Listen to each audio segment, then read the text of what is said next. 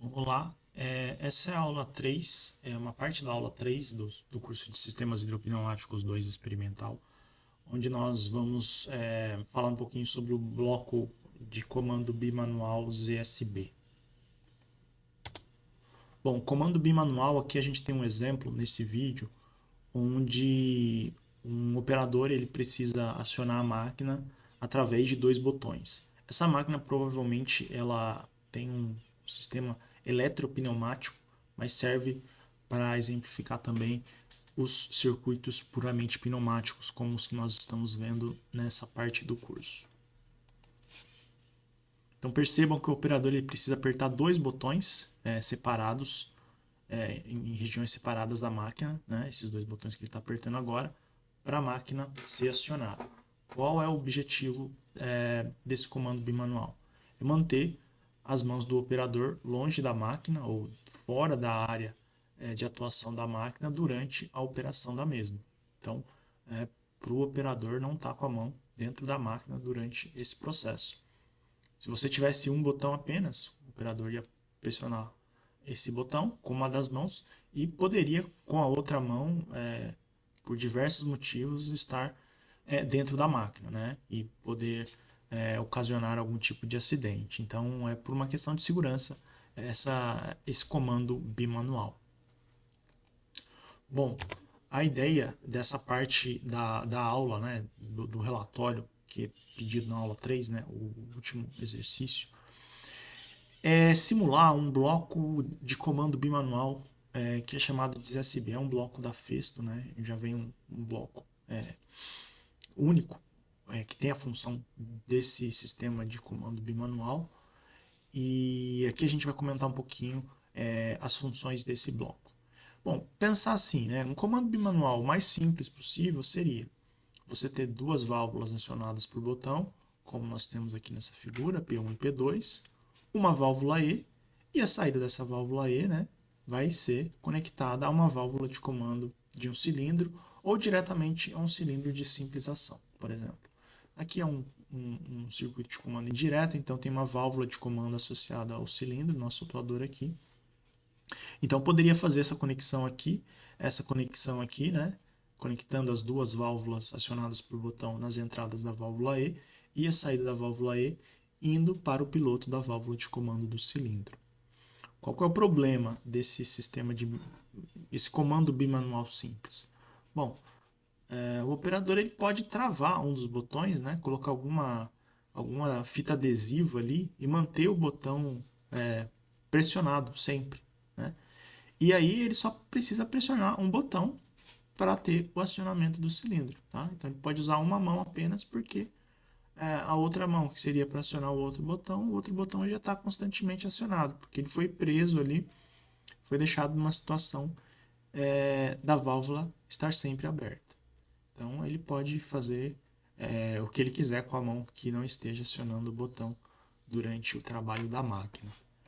Bom, uma forma de evitar isso é tentar criar uma janela de tempo onde ele precisa apertar esses dois botões ao mesmo tempo. Então, se ele aperta um botão apenas e demora para apertar o outro botão, ou seja, não tem uma simultaneidade no acionamento desses dois botões, o cilindro não avança.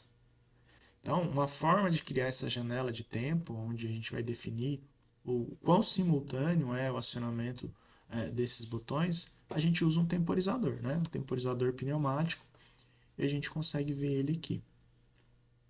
Então, assim, se eu apertar um botão ou o outro botão, esse temporizador ele precisa começar a contar o tempo. E aí pode ser o tempo que eu estabelecer, por exemplo, 1 segundo.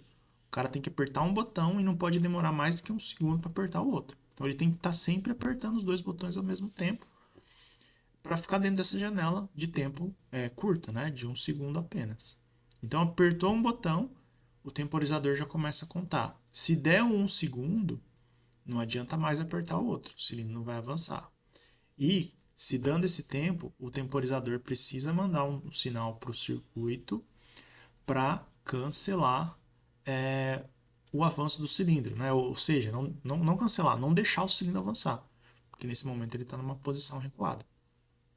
Agora, se você apertar os dois botões ao mesmo tempo, dentro dessa janela de tempo, aí o cilindro vai acionar, avançar normalmente.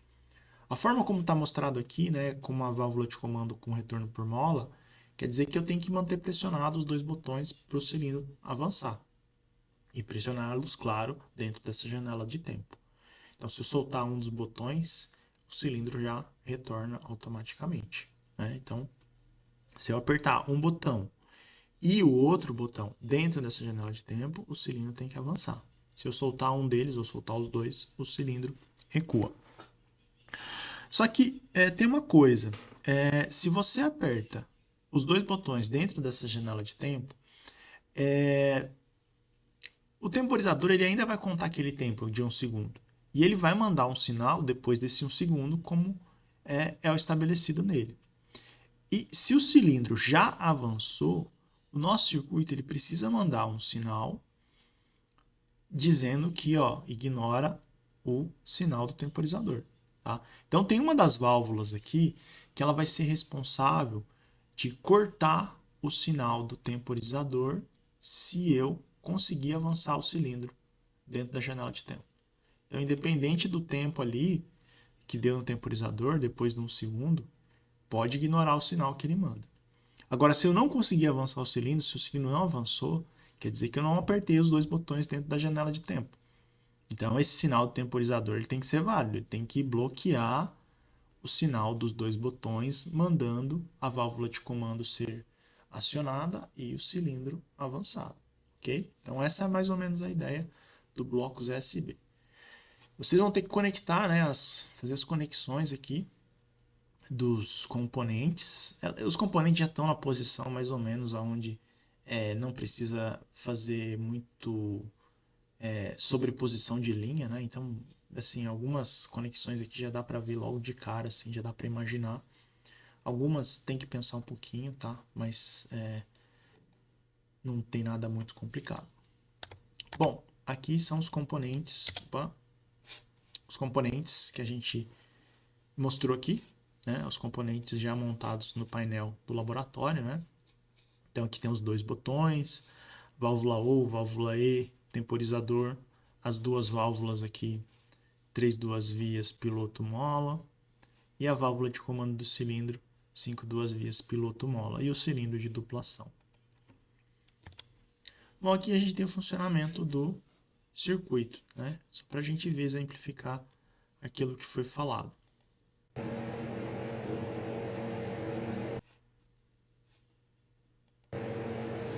Liguei o ar comprimido, vou apertar um botão.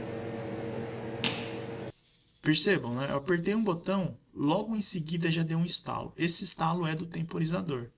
É o temporizador mandando o sinal de que, demorou, não é para avançar o cilindro. Tá? E agora eu vou tentar apertar outro botão e o cilindro não vai avançar. Não avançou. Agora, na próxima vez, eu vou tentar apertar os dois ao mesmo tempo. Agora. E ele vai avançar. Ok? Cilindro avançado aqui. Apertei os dois dentro da janela de tempo estipulada. Não sei se foi um segundo. Esse ajuste de tempo no temporizador ele não é muito difícil você estabelecer um tempo certinho, você teria que calibrá-lo primeiro. Mas é um intervalo de tempo bem curto, como vocês puderam perceber no primeiro teste do sistema. Solta os botões e o cilindro volta, né? Aperto um, demorei, instalou ali, não adianta apertar esse, porque não vai acontecer nada. Se eu solto, aperto os dois, aí ele vai. Solto um dos botões, ele recua. De novo ao mesmo tempo, avançou. Aperto um, demorou, aperto o outro, e vai. Agora apertei junto. Acho que deu para entender o funcionamento desse bloco USB.